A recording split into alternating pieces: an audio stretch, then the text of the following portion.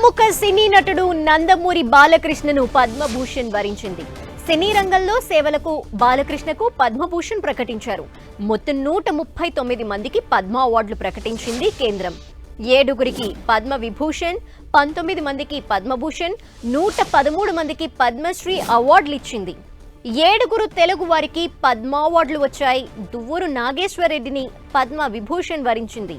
వైద్య రంగంలో నాగేశ్వరరెడ్డికి పద్మ విభూషణ్ ఇచ్చారు. సాహిత్య రంగంలో కేఎల్ కృష్ణ, కళారంగంలో మాడుగుల నాగఫణి శర్మ, మందకృష్ణ మాదికకు పద్మశ్రీ ప్రకటించారు. కళారంగంలో మిరియాల అప్పారావు, సాహిత్యంలో రాఘవేంద్రాచార్య, పంచముఖికి పద్మశ్రీ ఇచ్చింది కేంద్రం.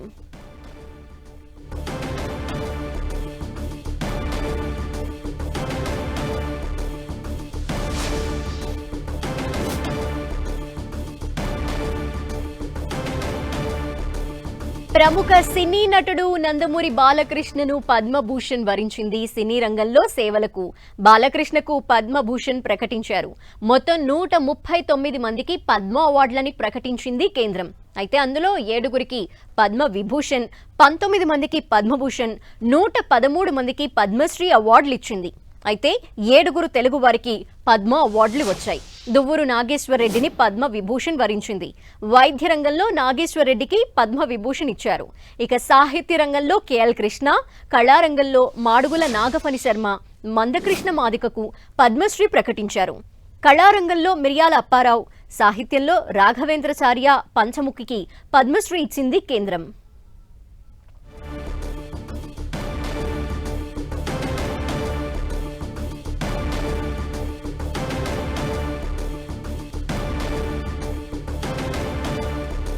ప్రముఖ సినీ నటుడు నందమూరి బాలకృష్ణను పద్మభూషణ్ వరించింది. అయితే సినీ రంగంలో బాలకృష్ణ అందించిన సేవలని గుర్తిస్తూ పద్మభూషణ్ ని ప్రకటించింది కేంద్రం.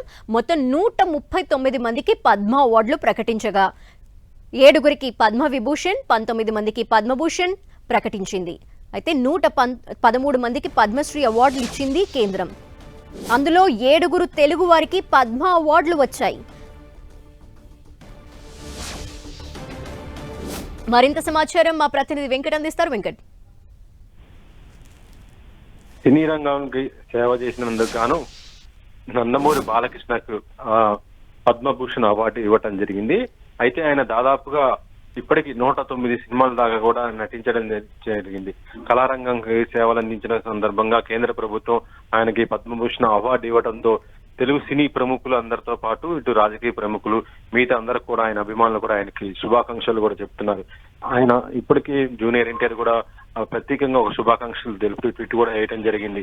అయితే పద్మభూషణ్ అవార్డు రావడంతో ఇప్పుడు బాలకృష్ణ అభిమానులు కూడా సంబరాలు కూడా చేసుకుంటున్న పరిస్థితి అయితే చెప్పుకోవచ్చు. ఇక బాలకృష్ణ బయోగ్రఫీ చూసుకుంటే 1974లో ఆయన తాతమ్మ కళ అనే సినిమాతో, అంటే దాదాపు 14 సంవత్సరాల వయసులోనే ఆయన సినీ రంగం ప్రవేశం చేయడం జరిగింది. తన తండ్రి ఎన్టీఆర్ తో కలిసి ఆ సినిమాలో ఆయన నటించడం జరిగింది. ఇక అప్పటి నుంచి కూడా ఆయన నాన్ స్టాప్ గా ఇప్పుడు సినిమాలు కూడా కంటిన్యూ చేస్తూ ఇప్పటికీ కూడా 109 సినిమాలు కూడా ఇటీవలనే మనం చూడొచ్చు. సంక్రాంతికి వచ్చినటువంటి డాక్ మహారాజ్ తో 109 సినిమాల దాకా కూడా ఆయన చేయడం జరిగింది. తను నటించే ప్రతి సినిమా కూడా బాక్సాఫీస్ దగ్గర మంచి సూపర్ హిట్ అవడంతో పాటు ఫ్యాన్స్ కూడా అలరించే విధంగా ఎన్నో సినిమాలు కూడా చేయడం జరిగింది. బాలకృష్ణ సినిమా అంటే చాలు ఫ్యాన్స్ కూడా ఉరుతొలగించే విధంగా ఆయన అంతా ఫ్యాన్ ఫాలోయింగ్ ఇప్పటికి కూడా ఆయన ఈ ఏజ్ లో కూడా ఆయన సంపాదించుకోవడం మొత్తం కూడా అందరూ కూడా అభినందిస్తున్న పరిస్థితి ఉంది.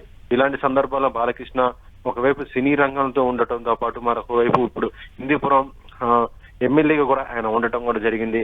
అక్కడ కూడా ఒక ప్రజాప్రతినిధిగా తన యొక్క బాధ్యతను నిర్వహిస్తూనే ఉన్నాడు. మరొక వైపు ఆయన ఇటు సేవా రంగంలో కూడా ఆయన ఎక్కువ ఉన్నాడని చెప్పవచ్చు.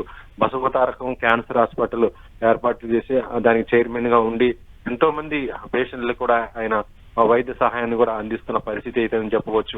ఇప్పుడు నందమూరి బాలకృష్ణకి ఈ అవార్డు రావడంతో 2 తెలుగు రాష్ట్రాల్లోని మొత్తం కూడా ప్రజలు కానీ, అంటే ఆయన అభిమానులు, దాంతో పాటు మిగతా అందరూ కూడా శుభాకాంక్షలు కూడా తెలియజేస్తున్నారు. ఇక రేపు నందమూరి బాలకృష్ణ కూడా మీడియా సమావేశం కూడా ఏర్పాటు చేసే అవకాశం ఉంది.